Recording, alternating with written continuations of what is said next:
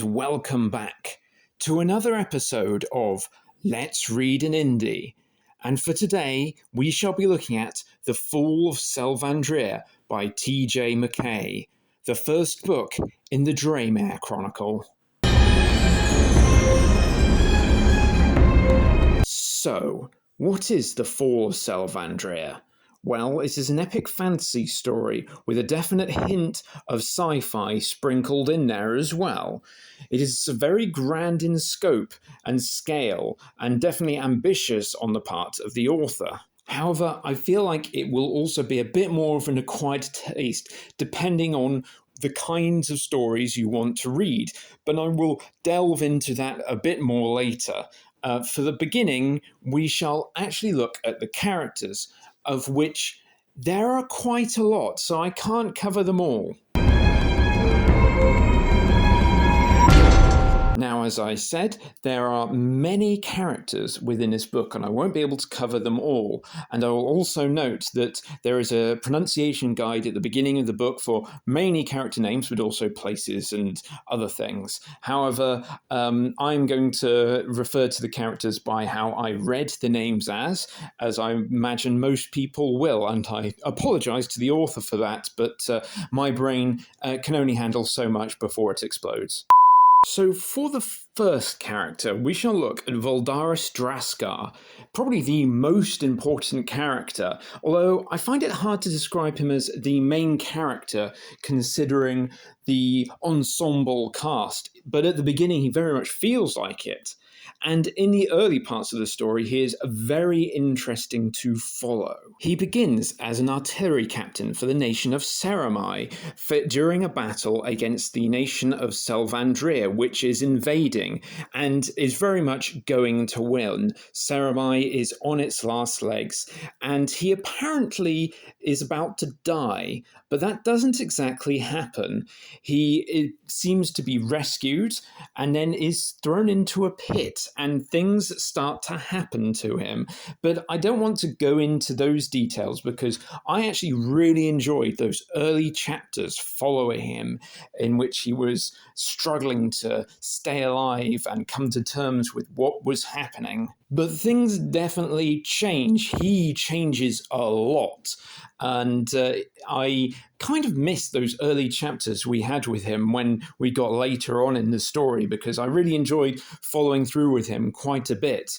But yes, he probably changes the most out of everyone. Then we have the twins, Mela and Savora, who are sword-wielding experts from the nation of Sivala, and they encounter Valdaris Draskar early on in the story. And despite being twins, they are two very different characters. Mela is a calm individual who is quite observant of other people's contributions, even if they aren't overtly obvious, such as through fighting and action, whereas Savora is a very different matter. She is very impulsive and hot-headed and looks down on others very easily and does not appreciate thoughtful command.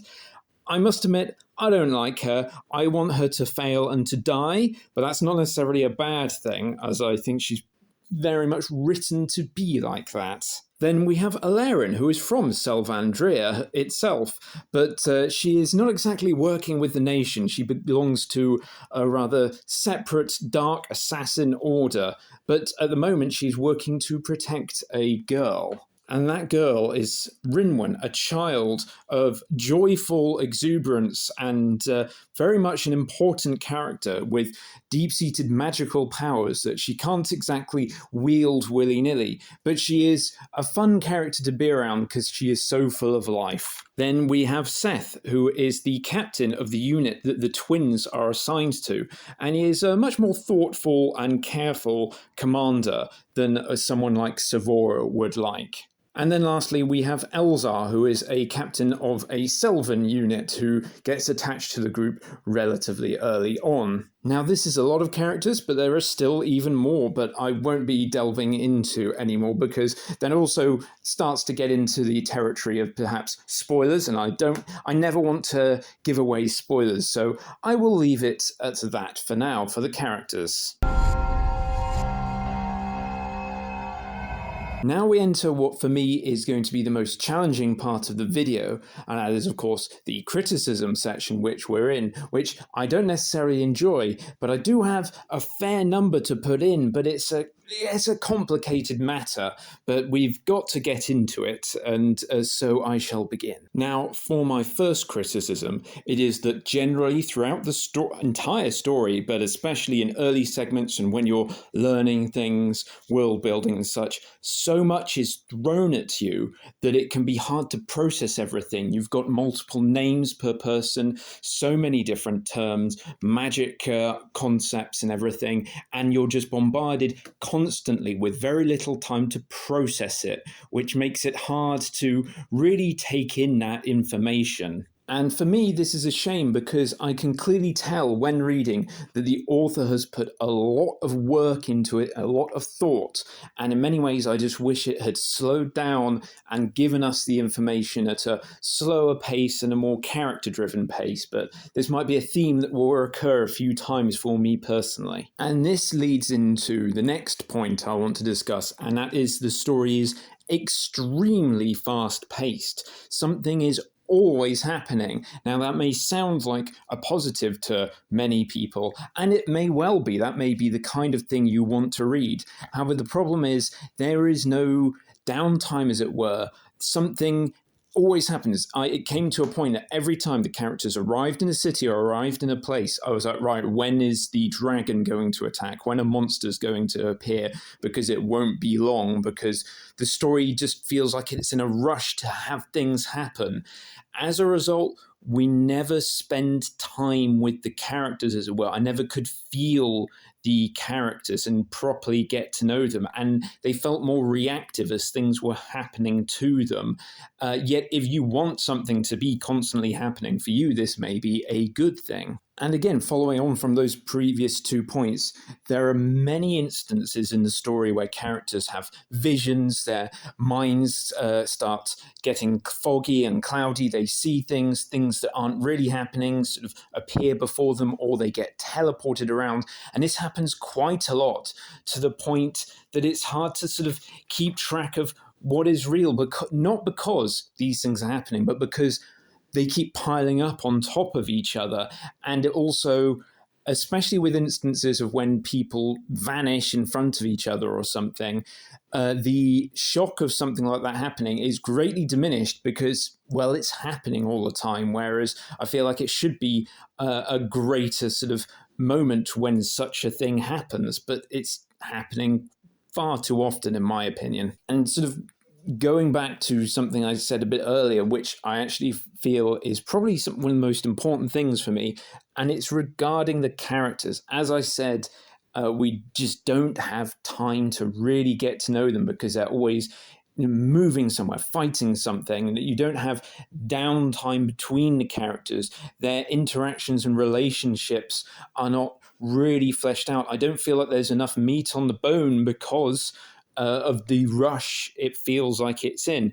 And I'll give an example. When it comes to romantic relationships, there's a point, I'm not going to talk about which characters which, but there's a point when a character dies and another character is greatly upset because apparently they had romantic feelings for them, perhaps between each other. However, the thing was that as a reader, I was like, hang on a second, what are you talking about? I had not got any of that from the story up till now. There'd be, as I said, there's no real downtime for the characters to spend with each other.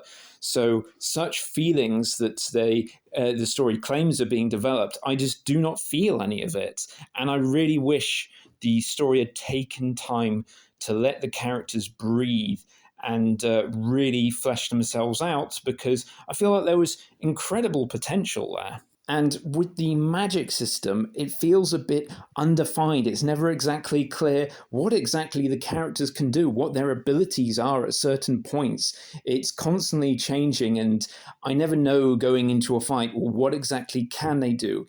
Are they going to have this power, or are they suddenly going to be able to do this new thing that has not been established before?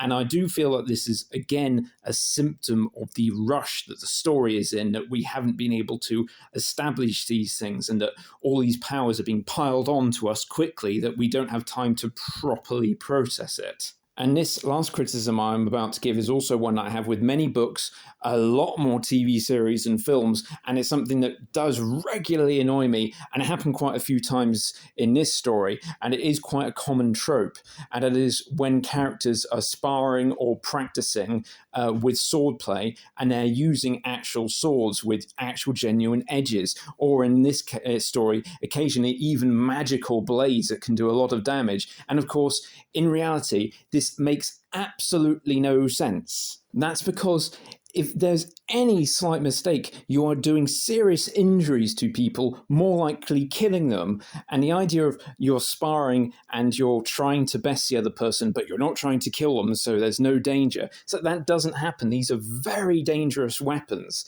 And another aspect is with swords, they require maintenance. You want to keep the edges. If you are practicing with them every single day like that, you are dulling the edges, you are damaging the blade. It's just such a common trope that happened quite a few times in this, and there even was a point when there was sparring sessions about to have, and someone tried to kill the other person because they were using actual weapons. And this is, of course, it wouldn't happen. In reality, you would use wooden swords, or if you didn't even have access to that, you would just use sticks to practice. You would not use actual weapons. Now, I want to point out, I don't like being harsh and overly negative and critical, and I did make quite a lot of criticisms, but a lot of them also come down to my particular tastes. As I have mentioned before, I'm very much a character-focused reader and writer. I really like to get to know characters, whereas I know there are other people who are much more interested in reading a fast-paced plot with lots of action and stuff, and that may well be much more suited to you. Or it could be you're interested in grand scale and plots like that, and you're not so fussed about what's going on with the characters, and again, that might be more suited to you. So it's worth taking note of that with my criticisms. It could well be because of my personal tastes as a reader. And I also want to point out that I always felt like the author knew exactly what they wanted to do and knows what is happening. And you definitely feel that there is some real intelligent thought behind what's going on. I just feel like the delivery wasn't necessarily suited for a reader like me. Now, as for the setup, it begins in the prologue with Alarin, actually, who is heading towards a fortress embedded in the mountains and is with a group of her own people, the Selvans. However, she very swiftly betrays them and kills her group, which I found quite interesting, that the character we are starting with does this rather despicable deed right from the get-go. So what is going on here? And then it moves into the chapters proper, and we meet Valdaris. This, of course, then leads on to what I described in the section on characters with Valdaris, when he survives a battle, is thrown into a pit, and things start happening to him. And I want to reiterate how much I enjoyed those chapters. And it is the events that sort of follow when he leaves the section, the area that he found himself after being thrown in the pit, where things really start to kick off with the story, when he meets up with the group of soldiers, with Seth and the twins within them, and the journey they begin that starts leading into meeting the other characters and all of the events that unfold. And that is generally the sort of start and the setup of the story. Now, for some observations, I will begin by saying that the story is clearly written with incredible scale, ambition, and imagination with regards to both the world building and the plot. There's clearly a lot more yet to be revealed, and hopefully things will become more clear in future entries to the story. And it definitely comes off of the page that the story is written with passion, intelligence, and purpose, that the author knows their world and is excited to be there to tell this story with an imaginative blend of fantasy and sci-fi. And for another observation, there are a lot of dragons in it. If you like dragons, then we have dragons for you. We have dragons on the character side, dragons not on the character side, dragons burning things down, dragons in the air, in swarms on their own. We have dragons for you. And it is also technically a flintlock fantasy. It is set in a gunpowder era, a more pike and shot era, where there are muskets and pistols and cannons. So that definitely sets it apart from being in a more medieval fantasy setting. So, in conclusion, this is a story with incredible ambition and scope and potential that perhaps is not so suited towards me as a reader. I personally would prefer it to slow down. However, that might be not what you want, and this could be exactly the story you're looking for. And it's definitely worth pointing out that I did enjoy my time with the book. I didn't regret reading it by the end. So while I've had a lot more criticisms than normal in this one, I think, if anything, I am more critical because I have seen the potential within the story. I just personally would like the author to slow down in their telling of the story. But again, that is me. That is my personal taste, and I don't want to impose them on another author. And I definitely feel that there are many people who will absolutely enjoy the book as it is. And if you think you are one of them, then I highly recommend that you do go and check it out. And as it stands, the story is still ongoing. There isn't another book out yet, but I'm sure there will be one. So you have more to look forward to as well. And before we go, I shall plug my own book, The Cube, Book 1 of the Mushroom Knight series, an epic high fantasy story with deep character building, rich world building, and an epic adventure that I'm sure you will enjoy. Well, that about wraps it up. So until next time, thanks for watching.